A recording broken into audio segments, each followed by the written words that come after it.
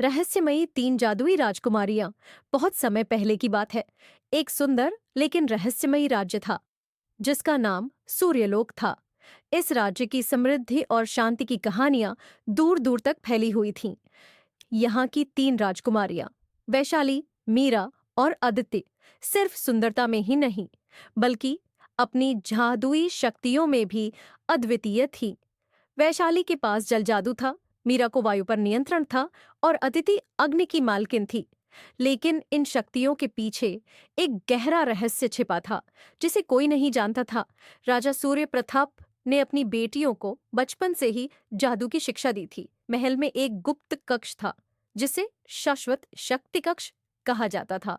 इस कक्ष में सदियों पुरानी किताबें थीं जिनमें सूर्यलोक की असली कहानी दर्ज थी। एक रात तीनों बहनें छुपकर इस कक्ष में पहुंची और उन्होंने जाना कि उनकी शक्तियां केवल एक उपहार नहीं बल्कि एक जिम्मेदारी थी। यह भी लिखा था कि एक भयानक शक्ति ताहकालसुर सूर्यलोक की ऊर्जा को चुराने के लिए आने वाली थी। कुछ ही दिनों बाद जब चंद्र ग्रहण की रात आई, पूरा राज्य काले बादलों से ढक गया। एक तेज गर्जना के साथ एक विशाल आकृति महल के आंगन में प्रकट हुई।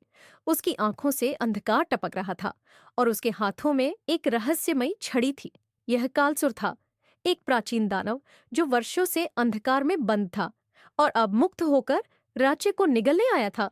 राजा और महल के सारे सैनिक उसके आगे असहाय लग रहे थे। तीनों राजकुमारियां तुरंत आगे आईं। वैशाली ने अपनी जल शक्ति से विशाल बवंडर बनाए, मीरा ने तूफानों को बुलाकर हवा में दीवारें खड़ी कर दी और अदिति ने अग्नि के गोले तैयार किए। लेकिन कालसुर की शक्ति इतनी ज्यादा थी कि वह बार बार इन हमलों से खुद को बचा लेता। राजकुमारियों को एहसास हुआ कि वे केवल अपनी व्यक्तिगत शक्तियों से इसे हरा नहीं सकती।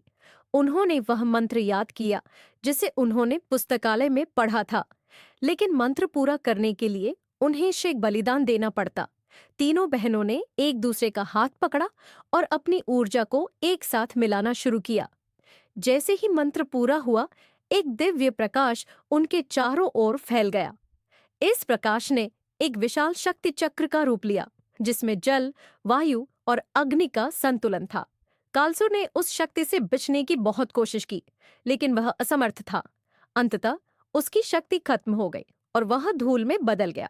लेकिन इस युद्ध की एक कीमत भी थी। तीनों बहनों की ऊर्जा बहुत कमजोर हो गई थी। युद्ध के बाद सूर्यलोक राज्य फिर से उजाले में आ गया। राजा सूर्य प्रताप ने अपनी बेटियों को गले लगाया और कहा, आज तुमने न केवल अपने राज्य को बचाया बल्कि यह भी सिद्ध किया कि सच्ची शक्ति एकता में होती है। लेकिन कहानी यहाँ खत्म नहीं हुई। जब राजकुमारियों ने अपनी जादुई किताबों को दोबारा पढ़ा तो उन्होंने पाया कि कालसुर केवल पहला खतरा था। भविष्य में और भी बड़े खतरे सूर्यलोक की ओर बढ़ रहे थे। क्या तीनों बहनें अगली चुनौती के लिए तैयार थीं? क्या वे अपने राज्य को फिर से बचा पाएंगी? यह रहस्य तो समय ही बताएगा।